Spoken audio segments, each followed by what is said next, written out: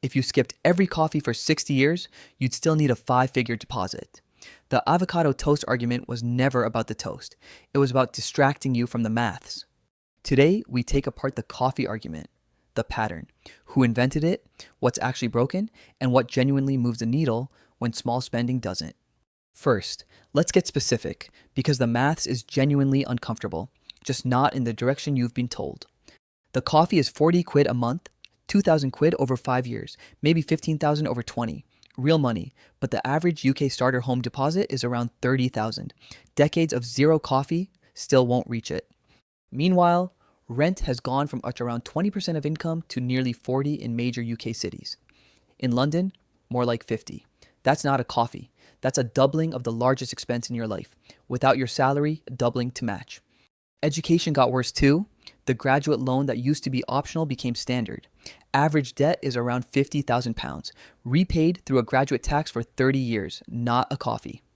And wages haven't kept up. Median UK real wages are basically flat since around 2008, 16 years of running to stand still, while every fixed cost around you climbed. The coffee is the rounding error. The system is the bill. But why does this argument exist at all? Because someone benefits from you blaming yourself instead of looking at the system that produced the bill.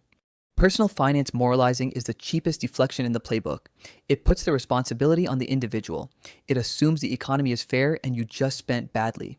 Convenient of me for anyone benefiting from the rules as they are. The avocado toast line was real. A property tycoon in 2017 told young people that's why they couldn't buy houses. It went viral because it confirmed what older homeowners already wanted to believe, not because the maths checked out. And it's a great way to avoid hard conversations.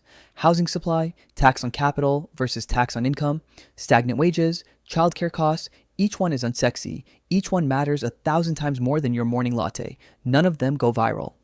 So we got generations of young adults convinced that small joys were the problem, while the structural costs around them tripled. It is genuinely one of the best frames the establishment has ever produced, and the bill arrived anyway. So what actually moves the needle? Because the answer isn't spend more on coffee, it's just not at the latte level either. The big three: housing costs, income growth, and where you live. Each one is dramatically more powerful than every personal finance hack combined. Get one right, you get more upside than 10 years of cutting lattes. Then come the smaller compounders: pension contributions early, switching savings to beat inflation, avoiding lifestyle inflation when your salary grows. These multiply over decades. Coffee does not. And finally, the structural ones: voting, tenant rights, pushing for housing supply, engaging with policy. Boring, slow, genuinely the biggest lever you have, especially as part of a generation. Which brings us to the action list. 4 moves, none of them about the coffee. All of them more important than every coffee you'll ever drink. 1. Audit the big 3: rent, career growth, where you live. If any of these is off by 20%, fix that first. Latte savings will never close the gap. Big numbers move big numbers. 2. Maximize the boring compounders. Employer pension match. Tax efficient saving. Switching accounts when banks pay you to. These are quiet wins of 1 to 5,000 a year, repeated across a career. 3. Refuse the moralizing. The shame around small spending is not your friend. It's distraction. Notice when someone's telling you it's the coffee. Ask, who profits from you believing that? 4. Engage with the structural ones too. Vote.